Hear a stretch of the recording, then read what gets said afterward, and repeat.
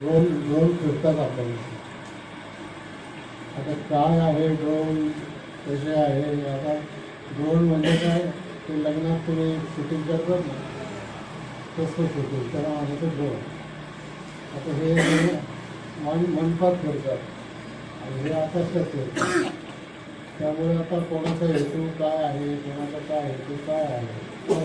पण कालच मी आणि जिल्हाधिकारी आणि एकत्र होतो परवा, आणि जिल्हाधिकाऱ्यांना सांगितलं बंदोबस्त करा. तर त्यांनी आता एक नवीन मशीन आलेलं आहे, त्या मशीनमुळे ड्रोन दिसला तर असं बंदुकीसारखी गोळी मारून तो ड्रोन खाली पाडायचा. आणि मशीन प्राप्त झालं की विकत घ्यावं लागणार आहे, पैशाची व्यवस्था झालेली आहे, ते घ्यावं लागलं की ते ड्रोन खाली पाडायचा निर्णय हा सरकारने घेतलेला. त्यामुळे त्याच्याबद्दल फार घाबरून जायचं काही कारण नाही.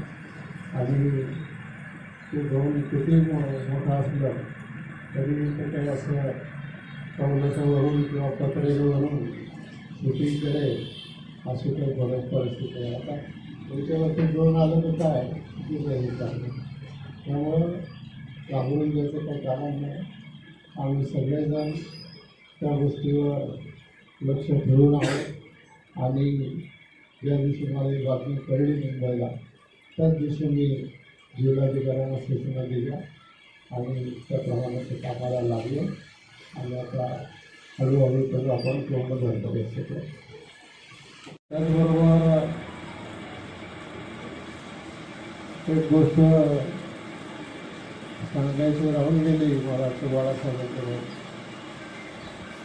बाळासाहेब बोललेच नाही, बोलून भीमाशंकर सहकारी साखर कारखान्याला राष्ट्रीय पातळीवरचा ऑल इंडियाचा पहिला पुरस्कार आपल्याला मिळालेला आहे. आणि आपला कारखाना हा देशामध्ये एक नंबरचा कारखाना म्हणून आपल्याला होईल पुरस्कार. म्हणजे आपल्या जेवढ्या संस्था असतील तेवढ्या संस्था चांगल्या पद्धतीनं चालवणं हे काम आपण त्या ठिकाणी करतो.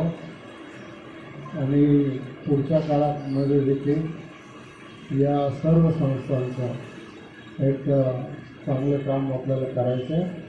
तुम्ही सगळ्यांनी आपापल्या गावामध्ये जे जे काम तुम्हाला सांगितलं जाईल ते काम सगळ्यांनी करावं, अशा प्रकारची विनंती करतो.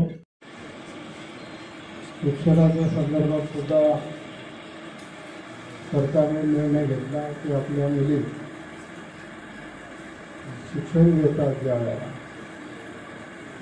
त्यावेळेला त्या मुलींना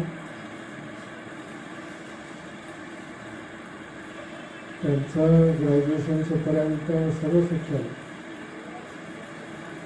मोफत करायचं. पूर्वी आपण 50% फी घेत होतो, आता 100% माफी द्यायचा निर्णय सरकारने घेतलेला आहे. आणि त्याची सुरुवात सुद्धा झालेली आहे. आणखीन एक योजना काढली आहे, पुरुषांनी जरा लक्षपूर्वक ऐकावं. ती माझी लाडकी बहीण म्हणून. आणि त्या योजनेच्या अंतर्गत 25 ते 60 या वयातल्या ज्या महिला आहेत 65, त्यांना दर महिन्याला 1500 रुपये त्यांच्या खात्यात ऑटोमॅटिक जमा होणार आहे. फक्त त्याचे जे अर्ज वगैरे भरायचे ते अर्ज भरण्याचं काम सगळ्यांनी केलं पाहिजे. किमान त्या घरातल्या तरी पुरुषांनी किंवा तरुण मुलांनी हे फॉर्म जर भरले तर त्यांच्याच घरातल्या भगिनीला त्याचा लाभ मिळेल